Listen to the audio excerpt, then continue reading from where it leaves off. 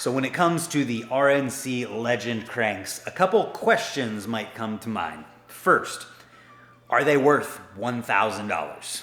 Second, are they indeed the lightest, strongest BMX cranks ever made, as they have been claimed by me in clickbait titles on the internet? I'm here to potentially answer these questions today for you, as this is my long-term review on the RNC Legend cranks.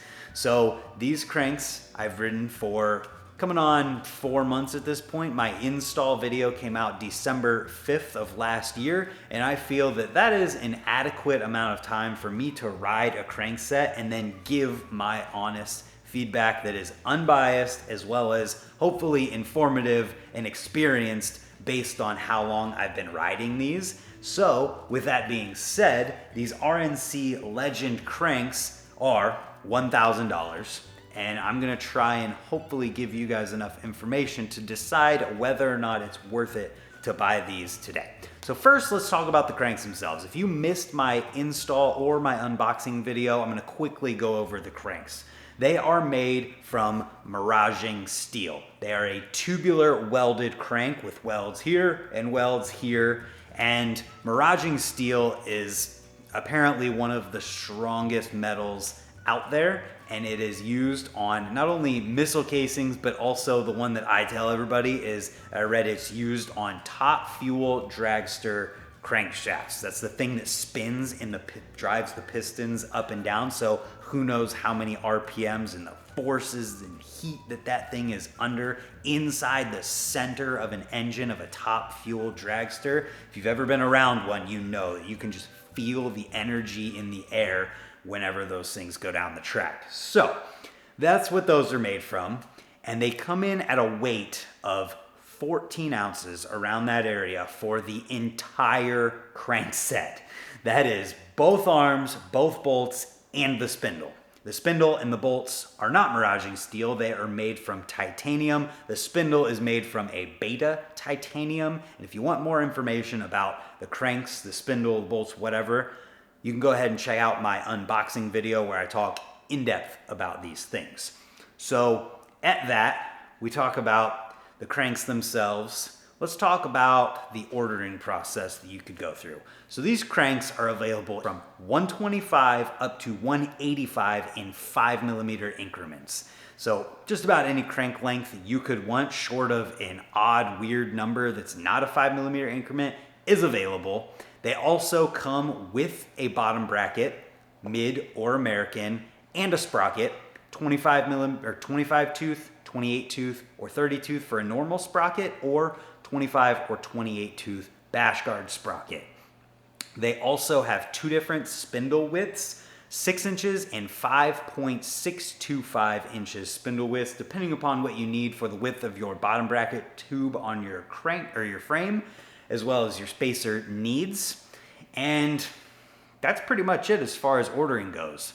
So when we talk about these cranks, the first thing I feel like I should talk about in my review is the install process. I've talked about the same exact thing with the aluminum version of these cranks. It's a simple, easy process, not much different than any other 3-piece crank install that is out there. These have a 24mm 80 spline spindle, which means that the teeth are very fine on these, which gives, I think it's like more surface area. It makes it so it's less likely for it to spin. And so with that, it can feel like it could be easier to misalign your cranks and have them be off, but I found that that was not really an issue at all. It was very easy to install these, and honestly, the only thing that I ran into with these in the included bottom bracket setup, for me personally, because BMX frames have different width bottom bracket tubes on the frames, is that I needed extra spacers in there, and I just needed to remember the easy way to install a bottom bracket when you need extra spacers. There is an easy way, and I show it in my install video, so you can watch it and prevent any frustration for yourself, no matter what cranks you're installing. This could be something that arises with any of them if you don't have the exact right size bottom bracket spacer. Other than that, It's such a simple process because these don't have a sprocket bolt on either side. It means you have to run them spline drive, which means that you are somewhat limited on the sprocket that you can use, kind of. So Ryan at RNC makes an adapter that fits the profile sprocket adapters that they use. So basically you can use any profile sprocket that uses that adapter system, or you could also reach out to him like I did, and he actually took my sprocket when I mailed it to him and machined it for his spacer and adapter to work in this sprocket. So that means this alienation sprocket here that is normally bolt drive only is being used on these spline drive only RNC Legend cranks, which I think is really awesome. And that's kind of brings up the subject of things being proprietary. In BMX, I know that can feel like kind of an annoyance factor to things, but what I would say to that is like nobody goes into, or nobody should go into buying $1,000 BMX cranks without doing their research about them enough to know what they need going in. Yes, it can be a little bit annoying that you can't just take parts you already have and use them on this, but like I said, you gotta go into it knowing that, and that's part of why I'm telling you in this video. It's kind of like a boutique BMX part. You're buying this part special, essentially, in that that's why it's expensive, because it takes time to make it. It's expensive, the material's expensive, it's an exotic material at that, which has to be welded by somebody who really knows what they're doing. So if that's the case with it, it's kind of understandable that it's not just gonna work with anything that you have laying around. So another thing that brings up is that the bottom brackets are proprietary as well. There is some differences in BMX as far as 24 millimeter cranks go. It's not actually 24 millimeters, and I don't feel like going into it right now, but these cranks are made to be actually 24 millimeters, which means if you buy or have a 24 millimeter bottom bracket or even spacers or anything like that from a previous BMX crank set, it's not gonna work on here. You're gonna need that bottom bracket, and that's why it comes with it, so that you don't have to worry about it. It's also why it comes with a sprocket, so that you can use everything all together and you don't have to worry about whether or not you have all of the components. It all comes in the box, you put it on, and you can ride it. That simple. If you wanna ride something else, you either get a profile sprocket or you reach out to Ryan at RNC and you're willing to pay to have him machine a different sprocket for you, because it's not something he's just gonna do. So with that being said, install, I had no problems. It was very easy and it was very nice compared to installing a two-piece crank where if you get your spacing wrong, then you have to take the whole thing apart, get your spacing right, then put the whole thing back together. It can be a huge pain. If anything needs to come off, you can just do it the way that you do with three-piece cranks. While I'm sitting here thinking about it, just to add in and talking about the cranks themselves, I want to talk a little bit about the bolts for a second. The bolt size for tightening these cranks is actually a kind of proprietary thing here. Not fully though. It does come with this star tool that definitely looks different, but in the end of the day, it's just a 12 millimeter Allen. So yes, it is kind of an unconventional size for freestyle BMX, being that I haven't seen anything else in freestyle use a 12 millimeter Allen. So it's kind of proprietary in that, but also not, because he sends the tool with you, and if you have a socket wrench, you're just gonna be able to use it. And my personal experience with this is that I have been using the tool that was sent. Since I got them, I haven't went and got a 12 millimeter Allen wrench or anything like that. So you don't have to get one, it comes with it, but if you want a second tool to tighten with, then you might wanna grab a 12 millimeter Allen if you're thinking about getting these cranks. Now, I do want to take a second to bring up some of the design aspects of these cranks, because whenever we're talking about that $1,000 price point, that is up there and you want to take everything into consideration. I have seen people complain about the fact that this piece up here, and I'll do a zoomed in shot on it, It's not exactly the same as your pedal size where the pedal comes in contact with the crank. In all honesty, and this is just my perspective on this, not me trying to like justify anything here. If you're riding your bike and you're worried about the fact that your cranks are a 0.5 millimeter off in lining up with the pedal spindle and where it comes in contact with them, you're probably not actually riding your bike. Because if you're thinking about that, you're probably not doing anything on your bike. And if it upsets you while you're riding your bike, then I just don't know what to tell you, honestly. I didn't see it affect anything as far as my performance of the cranks goes and how it worked. They worked for me. They didn't break. I have no cracks. I don't think it affected the performance of my pedals at all. I think it is just an aesthetic thing that might make some people upset because they paid a lot of money for cranks. I don't really know, but I can understand, I suppose, where someone might be coming from with that. And if that is the deal breaker for whether or not you're going to buy these, well then, sorry. Other than that, when it comes to the performance of these cranks, I didn't notice any problems with them as far as flex or anything like that goes. I did have somebody show me a little test you can do for flex on cranks where you sit on the ground and you keep everything stationary and then you kind of just use your foot and push down on the pedal to see if anything flexes. And as far as I could tell, or anyone else could tell who was testing these, the only movement that we saw was in the wheel and chain moving forward, and this slack right here that you can see in the chain tightening up.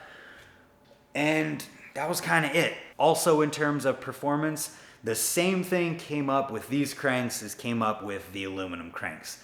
My pedals, I would have to tighten them at least once a session. And it's partially my fault for just refusing to put thread locker on there. I could have at any point and prevented this just by putting it on there, letting it set up and not having to deal with it ever again. But for some reason I'm stubborn and just won't do something like that.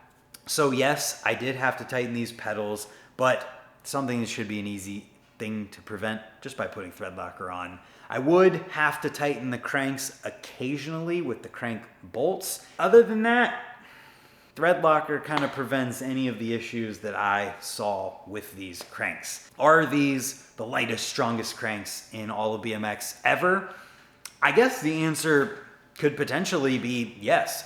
I haven't exactly jumped this down a 20 stair to really test it, but I have jumped a lot of things to flat, quite a lot. I've done a lot of things with hard impacts, awkward impacts. My bike's fallen all over the place. Haven't had any issues. So if one thing's for certain, they're definitely among the lightest of any freestyle BMX cranks ever at 14 ounces for the whole set. And the strength, they're not cracked, they're not bent, they're not broken. They're kind of just exactly the way they were when I first got them. And I, at this point, have no worries of whether I'm gonna break these cranks. Not worried about it whatsoever. So now to answer the ultimate question. Are these cranks worth $1,000? Well, first I'll say, if you use my code Brant when you're checking out with them, they'll actually only be $900 because you get 10% off, which is $100 from this $1,000 crank set. But in seriousness, to actually attempt to answer this question, I feel I can't exactly answer it without you answering a couple questions first. One, how much do you care about weight? Because I know there's a lot of people out there who don't care at all about weight on their bike. If you are that person who doesn't care whatsoever about the weight of your bike, then I have to ask another question. How much do you care about having a really awesome, unique part on your bike that probably not many other people are going to have? If that answer is a lot and you really care about that, well then it might be worth it for you. But at that point, I would probably say if you don't care about weight whatsoever, these might not be the cranks for you. I think these cranks are for the person who they've got their bike as light as they can get it. They might have a titanium frame. They've got full titanium components. They've got tie pegs or a light aluminum park peg. They've cut their seat post as short as it can go and are riding the plastic seat with no padding on it. They've got double butted, triple butted, quadruple butted, everything, tie spokes, folding tires as light as you can get with tubolitos in them. These cranks are something that's going to instantly shave off almost half a pound of weight from your bike. So if that's something that you really care about and you don't care about price, then these are a crank set that I could say you probably are going to want to look into. And what's awesome about them, you might not have to worry about it as much. And that would be one less thing to worry about on an entire bike of parts that you might have to worry about when we're talking at this level of caring about the weight of your bike. So ultimately, I would say that the question of whether or not these cranks are worth $1,000 comes down to what you're trying to go for in your personal experience with your bike. It is very niche and for a very specific person. And if you are that specific person, then they might just be right for you. I have given my personal experience with them, and the worst thing I can say is that I have to tighten my pedals down at least once a sesh, and I have to tighten the crank bolt down every now and then because I refuse to get thread locker for no reason at all. So hopefully that information helps you out. I've enjoyed riding these at this point, and I want to give a thank you to Ryan at RNC BMX for providing me these cranks for this review, just being transparent. I feel that I haven't been biased or dishonest in any way through this whole process, and if there were issues, I would tell you about them. Personally, and in full honesty here at the end, I was a little nervous about riding 14-ounce cranks on my bike because I didn't know what was going to happen with it.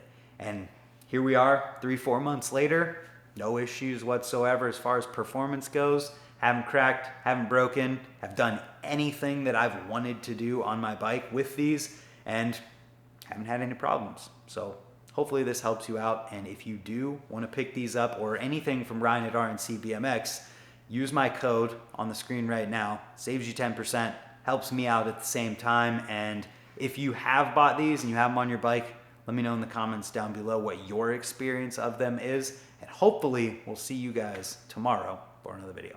Thanks for watching.